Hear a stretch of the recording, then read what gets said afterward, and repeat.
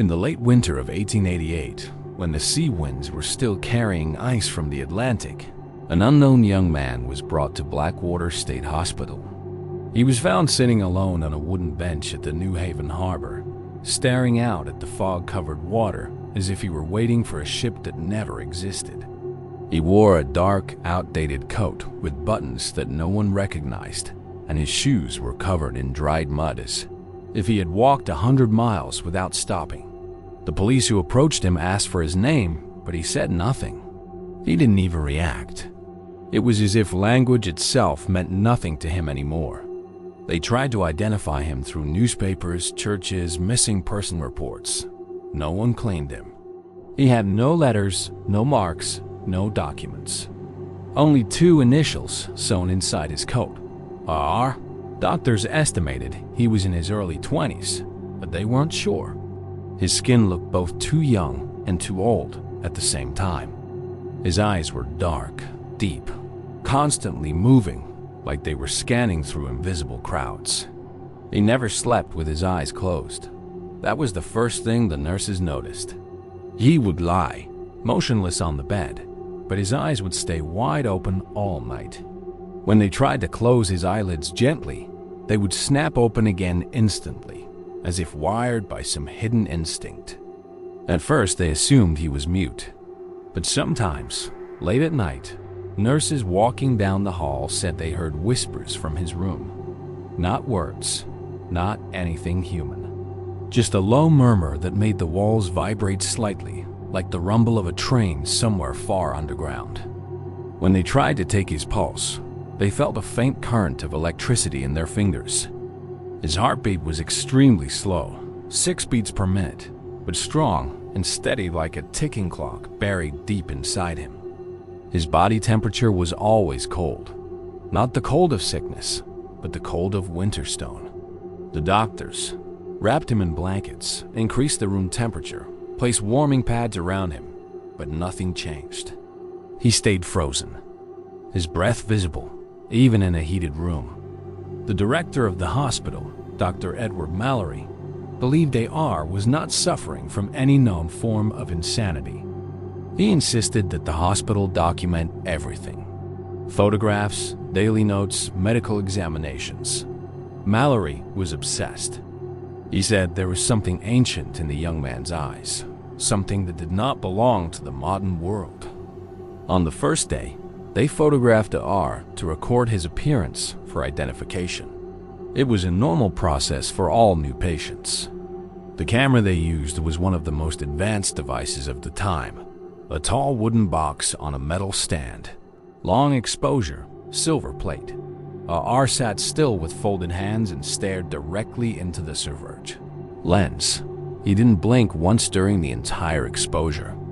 The photographer asked him to relax his shoulders, to breathe normally, but he didn't respond. He looked more like a statue than a man. When the photo was developed, everything changed.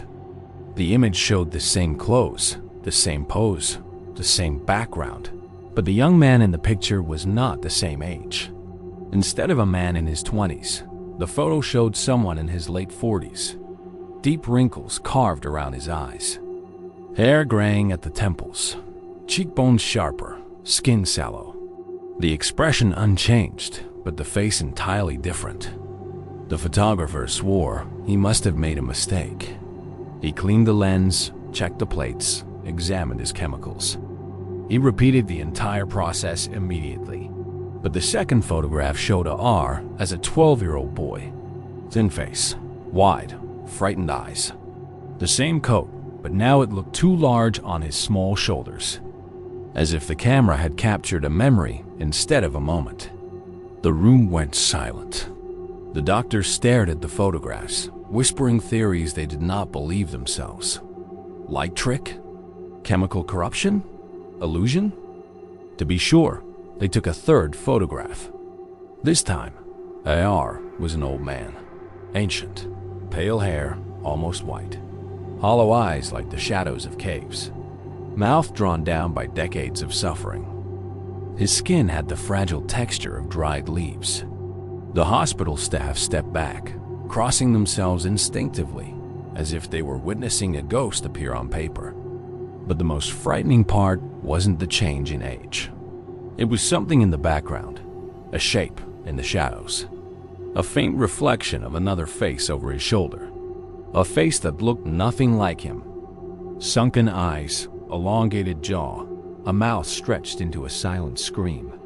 It was only visible under strong light, but it was there.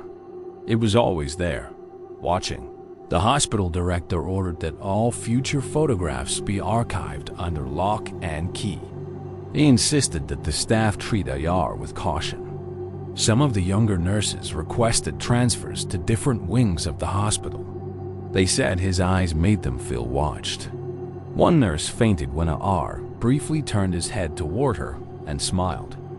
3 days after his arrival, the hospital staff finally heard his voice. It was not during a conversation or a doctor's question. It was during the night. Ayar sat up in his bed slowly, like a puppet pulled by strings, and began to speak in a low, calm voice, reciting names. Names of people no one had ever heard before. Some sounded ancient, like legends buried by centuries. Some were too modern, belonging to people who hadn't been born yet. He mentioned dates that didn't exist on any calendar. The nurse on duty tried to stop him, but froze when he turned and stared directly into her eyes. His voice changed, deeper, layered, as if multiple people were speaking at the same time through one mouth. He said words she could never forget. "I have lived too many lives. I have worn too many faces. I am not supposed to be here today." When the nurse asked where he was supposed to be, his answer chilled her blood and left her speechless. Somewhere that does not exist yet. From that night on, no one dared to stay alone near him. They placed 2 guards outside his room, but even the guards refused to look inside. They said sometimes the bed looked empty, even though they swore he never left. They tried to gather records, information about the initials on his coat, any clue about his origin. Nothing made sense. The fabric of his clothing did not match any known manufacturer. The metal of the coat buttons was unfamiliar alloy. He had no fingerprints. The patterns on his fingertips were completely smooth, like the surface of water. The second week brought even darker discoveries. Dr. Mallory walked into Ayar's room one morning and found him sitting at the small desk provided for writing therapy. His hand moved rapidly over paper, faster than humanly possible. He did not look up. He did not blink. He didn't seem to breathe. The doctor watched in disbelief as the young man filled page after page with symbols, diagrams, and sketches. When Ayar finally stopped, the doctor picked up the papers and felt his stomach twist. The drawings show buildings and machines that could not exist in their time. Towers made of glass, roads with no horses, ships flying through the air. He didn't understand most of what he saw, but he understood the meaning behind the last drawing, a photograph of Ayar pinned to a hospital wall.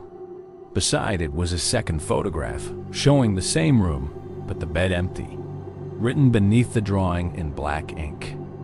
"Do not look away from me. If you do, I will disappear. But I won't leave. I will simply forget that I was ever here." The doctor looked back at Ayar slowly. Ayar's eyes were wide and knowing, and for the first time, he spoke directly to Dr. Mallory. "You are going to forget me too, doctor. You will try to remember. You won't. No one does. I am a mistake in time, a face without a place." Dr. Mallory stepped back, heart pounding. He ordered the room to be sealed and locked until further notice. He wanted a full investigation, but that night, something impossible happened. Ayar vanished. The bed was undisturbed. The window was locked. The guards saw and heard nothing. Only one thing changed: the walls. They were covered with faint outlines of faces, hundreds of them, maybe thousands. Every face had the same shape, the same eyes. Ayar's eyes. The doctors searched the entire hospital. They checked every ward, every hallway, Every corner of the basement where nobody liked to go. Nothing. They even dragged the harbor, believing he might have escaped and thrown himself into the sea. He was nowhere. But the next morning, Dr. Mallory found a fresh photograph on his desk. AR, standing in the hospital courtyard, staring straight into the camera. He looked older than ever, bones showing beneath his skin. The ground around him was frozen solid, covered in frost, even though it was the warmest day of spring. On the back of the photograph, written in that same impossible ink, were 5 words that made the doctor's hands tremble. "You didn't take this picture." Dr. Mallory looked up, and for a single, terrifying moment, he saw the corner of his office darken, eyes reflecting light, watching. He grabbed a match and burned the picture immediately. The flame turned blue. The ashes smelled like salt water and old metal. The smell lingered for hours. No one spoke of it again. Days passed, and weeks. The hospital carried on with its daily tragedies. But sometimes, late at night, nurses swore they saw someone standing in the corner at the end of the hall. A shape that looked familiar, a coat out of time, eyes too dark for human night.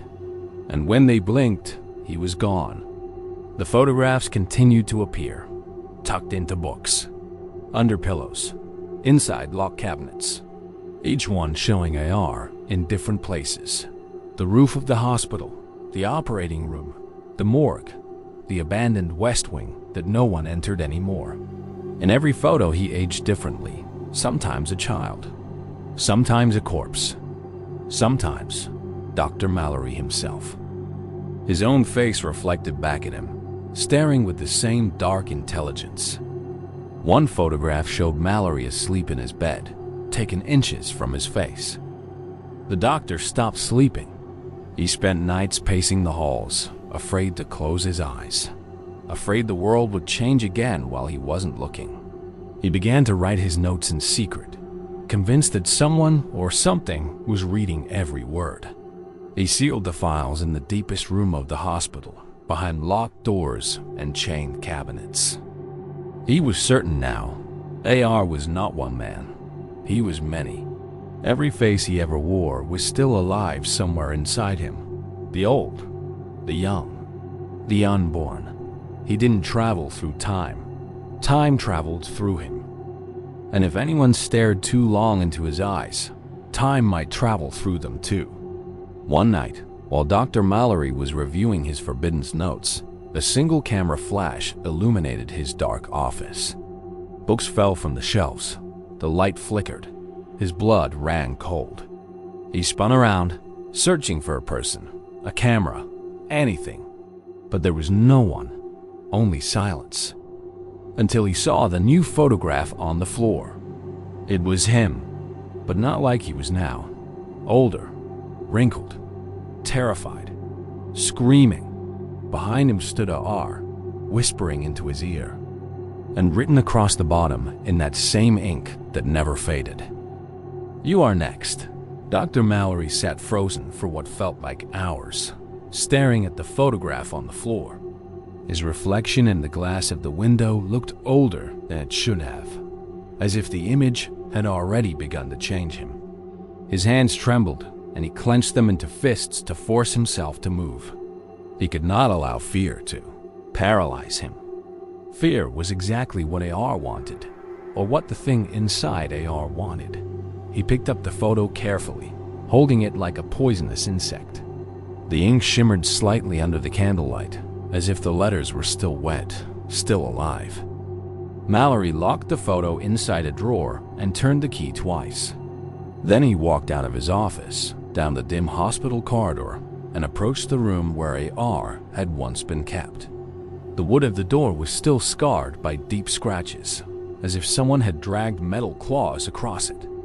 The small window cut into the top of the door was covered from the inside with black paint, but even that had begun to peel, revealing the faint shape of a handprint on the other side. It was too high to belong to a boy, too thin to belong to a man. Inside the room, the air was colder than anywhere else in the building. The walls seemed to pulse gently, like the inside of a living creature. He felt watched, even though the bed was empty and the shadows were still. Some nights, nurses claimed they could hear footsteps around the bed, like someone pacing slowly. Some nights, they said they saw shapes press outward from the walls themselves, as if the plaster remembered every face that had stared at it. Mallory turned to leave, but a sudden noise stopped him. A soft clicking, like a camera shutter. He spun back around. Nothing. Not a soul. But when he looked back at the bed, he saw a single photograph lying on the pillow. He approached carefully, pulse hammering beneath his ribs. The photograph showed the same empty room he was standing in, but with one difference. A figure stood beside the bed, barely more than a silhouette, but there was no mistaking the shape. The long coat, the rigid shoulders, the eyes glowing white in the darkness. Ar had returned, but no longer in flesh. He was returning in fragments. Mallory backed away, his eyes darting toward the hallway. He needed help, proof, witnesses. He couldn't face this alone. But by the time he returned with 2 guards, the photograph on the pillow was gone. They searched the room, under the bed, inside the wardrobe, even checked the window frame. Nothing. Only cold air and silence. The guards looked at Mallory with uneasy suspicion. They did not believe him. He could see it in their eyes. They thought exhaustion was playing tricks on him. They thought he was losing his grip. But Mallory knew the truth. Something had opened in this hospital. Something ancient and hungry. The next morning, a nurse found a new photograph on her clipboard. Mallory was in the courtyard again, staring at an unseen presence beyond the lens.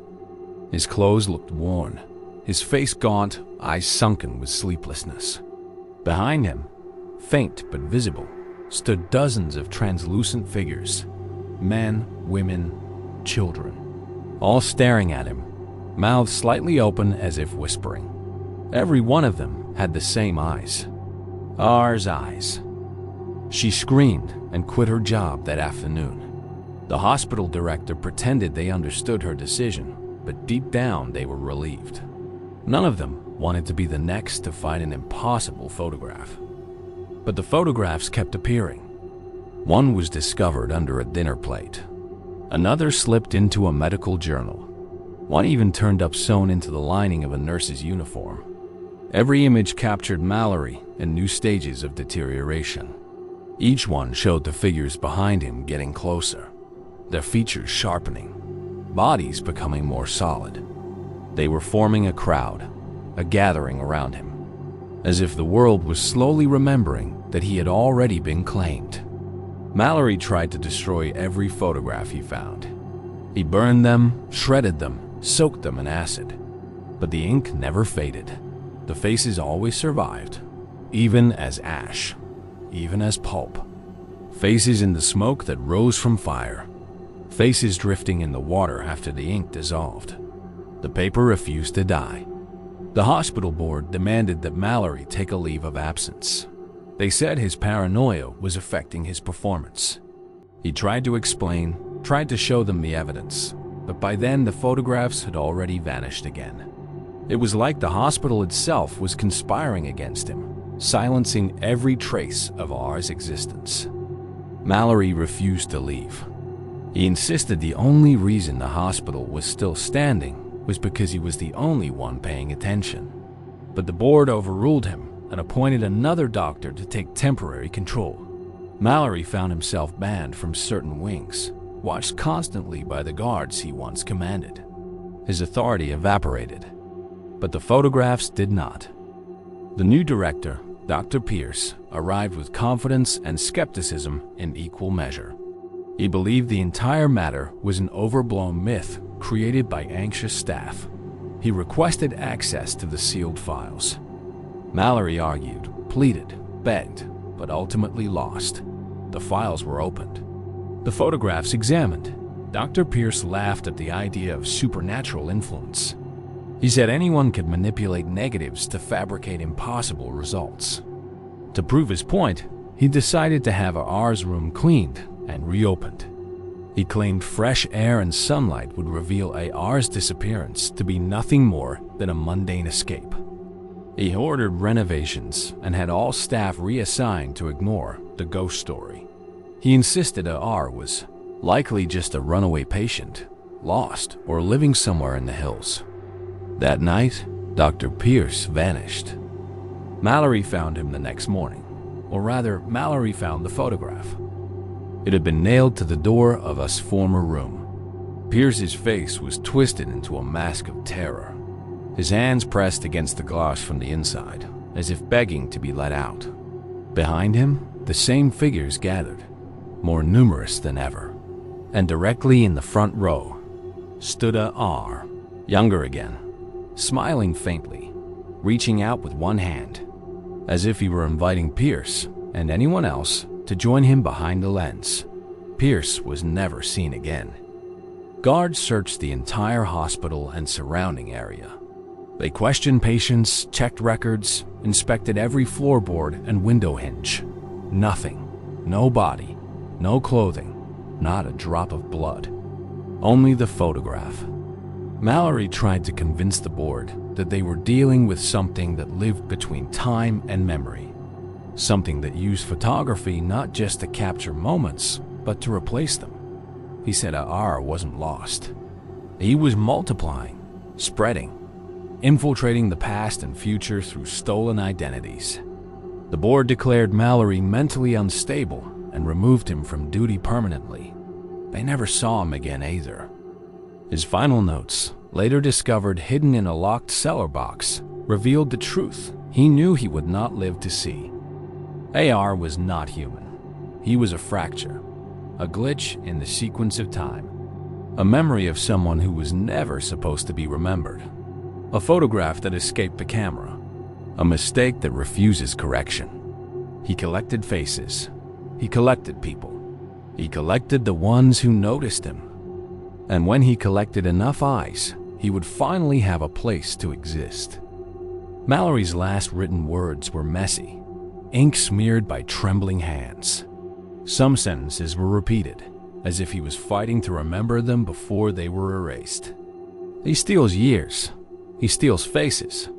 If you look at him long enough, he becomes you. He has taken my reflection. When I look in the mirror now, I see his eyes instead of mine. If you ever see a photograph and do not remember posing for it, run. Burn it. Destroy every copy. Because once the picture is taken, he never stops coming. He never forgets your face. Even if the world does. The page ended abruptly, but beneath that final line, pressed so hard the ink tore through the paper, was one chilling warning. Do not let him turn the camera toward you. The box of files was sealed again after Mallory's disappearance.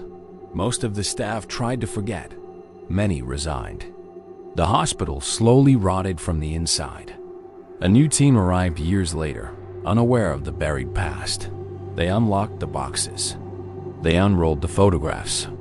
And the pictures began to appear again. First in locked rooms, then in open hallways. Finally, on the desks of those who dared to stare. Some of the photographs were found in places they could not have reached physically. In the pocket of a coat no one wore.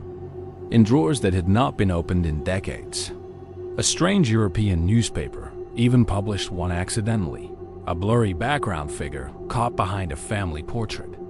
Letters flooded in from people claiming they recognized the dark-coated man.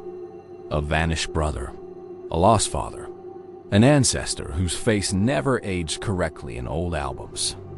Researchers argue over whether it was an example of mass hysteria or photographic coincidence.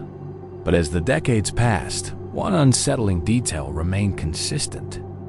In every single photo where the figure appeared, his body changed shape, his age impossible to estimate, but the eyes were always identical. The same intensity, the same void. And when anyone tried to enlarge those eyes, the surrounding shadows deepened. The printer shook, the machine jamming every attempt to bring the truth into clearer focus. One archivist, bold and exhausted by the mystery, pushed against all warnings. He scanned the largest version yet and zoomed deeper into the pixel grain, past the iris, inside the pupil, and he began to make out figures. Hundreds of faint faces tucked inside that darkness, each screening silently. Some faces were familiar. One was Dr. Pierce. One was Dr. Mallory. And the archivist realized too late that his own reflection was also there, behind them, slowly pushing forward into the visible world. The archivist kicked his chair back and stumbled away from his desk, slamming the laptop shut. His own breath fogged the air as if he had been running through winter storms. His heart pounded, but the sound that frightened him most came from behind the screen. The slow echo of a shutter winding. A click, and then another. The power went out in the building. In the new darkness, shapes moved along the walls. His name echoed through the hall, whispered by multiple voices layered on top of each other. He would not be found the next morning, but a new photograph appeared in the hospital archive. A fully developed image of his terrified face, his hands pressed against glass, reaching for freedom. Just like Pierce, just like Mallory, just like every soul AR had stolen. You could burn the pictures, shatter the film, erase the digital file, but it would never be enough. Because the image was not on paper. It had already printed itself inside reality. The photographs were only windows. What lived behind them was now awake, waiting, watching, learning how to step through. And the worst part, the part no one wanted to believe, was that Ajor was not the only one.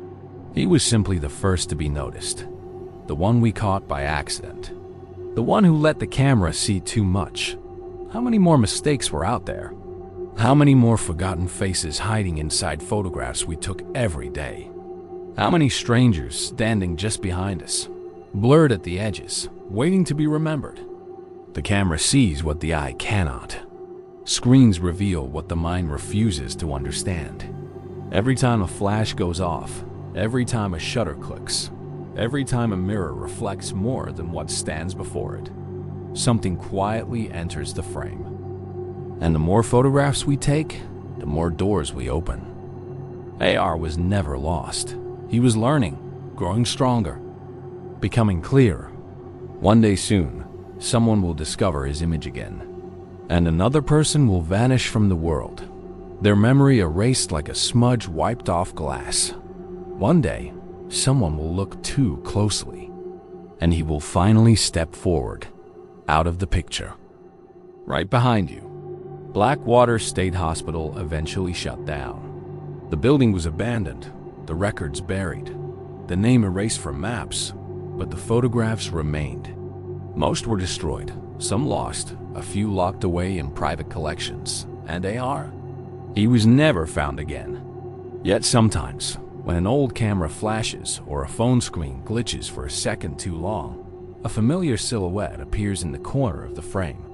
Coat, dark as night, eyes unblinking, staring straight through the glass. If you ever see a picture of yourself that you don't remember being taken, if the background feels wrong, if the shadows seem to be leaning closer, don't try to zoom in. Don't analyze it. Don't look twice. Just turn the photo face down and walk away. Because once he is seen, he learns your face. And once he learns your face, you belong to the picture.